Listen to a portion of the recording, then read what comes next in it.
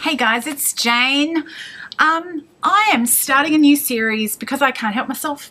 I'm stealing the title and twisting a little bit from Jill Birrup. I will link her below if you haven't seen her before. She's a YouTuber who talks about all sorts of fun pop culture stuff and, you know, says like thought through things about them. So she's fun. She sometimes does books, but often does movies and TV. She has a video series called Stuff You Like. And I'm going to call this one Stuff I Like. Stuff I Like. And episode number one in Stuff I Like is going to be about chicks in space.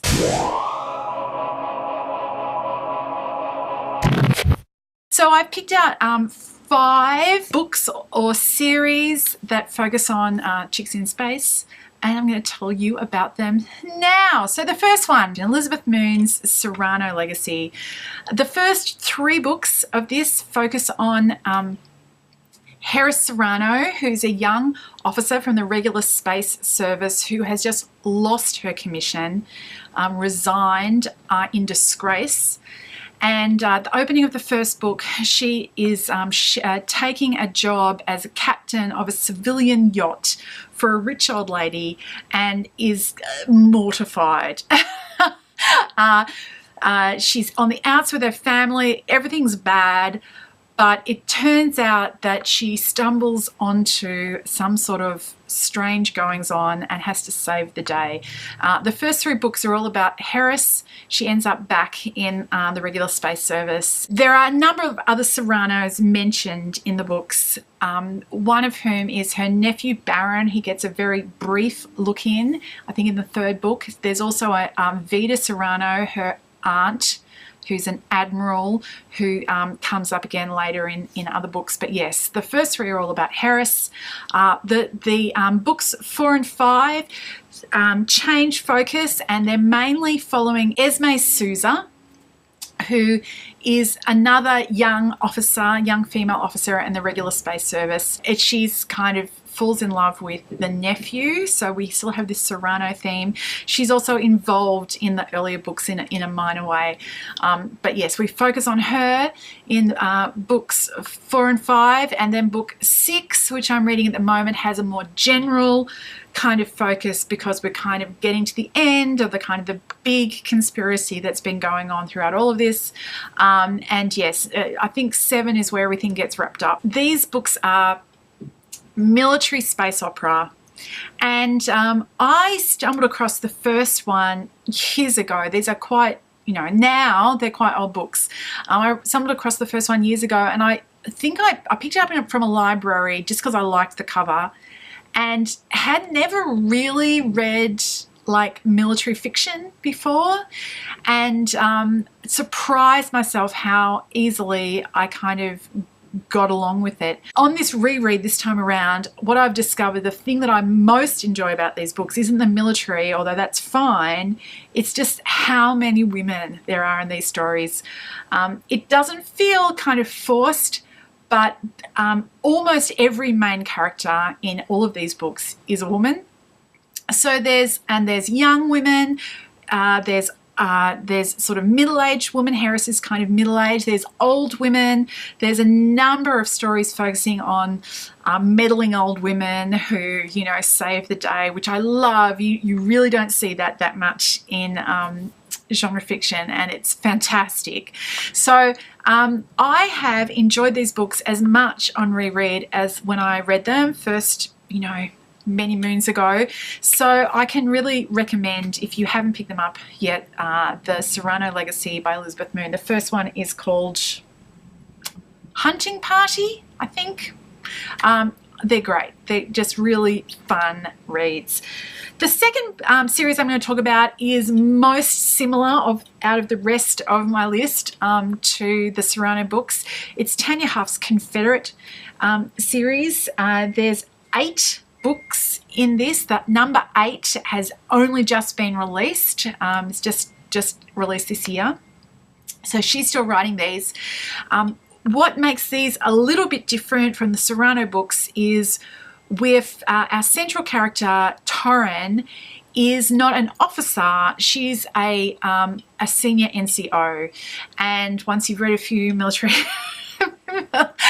space opera books, you understand the difference between the NCOs and the officers, and they have so it makes the books have quite a different character, because we're seeing it not from an officer's point of view, but from this staff sergeant, later a gunnery sergeant's point of view. Another big difference is that we have alien races in the Confederate books. The Serrano books is basically all humans.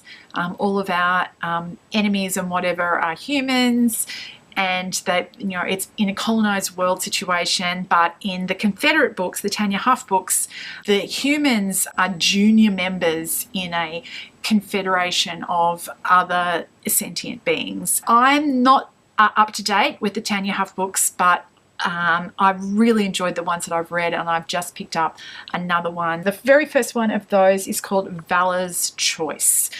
So again, a strong recommendation.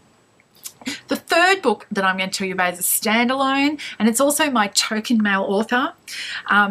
Neal Stevenson's Seveneves, which is a couple of years old now, is a fantastic chicks in space story. This is different from the first two series, not only in that it's a standalone, although arguably it shouldn't have been. Arguably there's too much material in here for a standalone story, but yeah, that's what happened.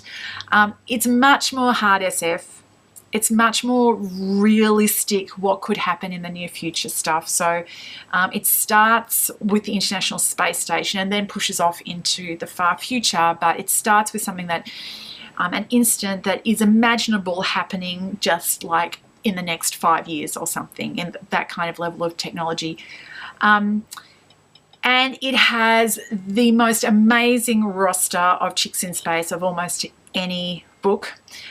We've got two great female heroes in Ivy and Dinah, and there are others, but those are my two favourite sort of heroic characters out of these books. And we also have two amazing female villains in this story, Julia, Julia, and Aida, who we meet later, who is just crazy. If you have not read it, you have to get there. You have to get there. It's so epic. Neal Stevenson's my favourite author, so I'm always going to think this, but this is one out of the box. It's a great read. Speaking of great reads, Anne Leckie's Imperial Radch trilogy is number 4 on my list. This is Ancillary Justice, Ancillary Sword, Ancillary Mercy. These all follow the main character Breck, who is more than she initially appears, and so it's got an AI kind of element to it, which is pretty fun.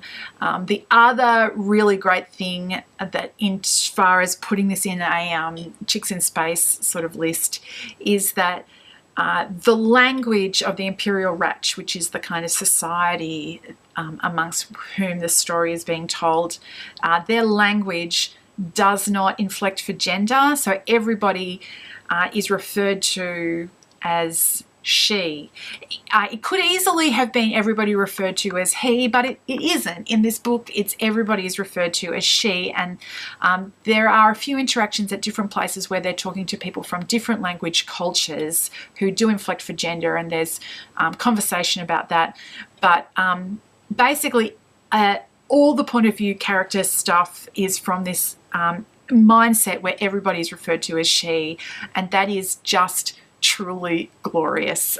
Now, a number of the characters are not in fact female, but there's just this vibe about the stories where everybody is everybody, like from the lowliest to the loftiest, from the good guys to the bad guys, and everybody in between is she. And yeah, if you don't get why that is like so compelling, then maybe you should talk to somebody else. The final thing that I'm going to put on my list, number 5, is slightly less epic, but also a huge amount of fun. This is Happy Snak by Nicole Kinberling.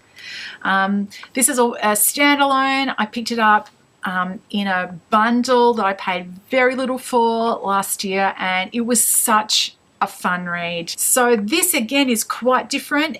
Gaia Jones is our central character. She's our chick in space who we're following, and she is not in military. She is not, you know, anything special. She's living on a space station. She's a franchisee for a fast food outlet called Happy Snak. And she's just trying to, you know, make rent, essentially. Then a series of random events mean that she gets pulled into this high-level interaction with an alien species. And yeah, as somebody who was kind of like got no particular background, she is drawn into this situation. And it is a really, really fun read. So I highly recommend all these books. What I would love is if you're watching and you have a Chicks in Space story that you love, tell me about it in the comments. I would love to expand my reading in this area because I've just been reminding myself how much I love it. Please tell me, what is your favorite Chicks in Space book? That's all for me today. I hope you're well, and I'll talk to you later. Bye.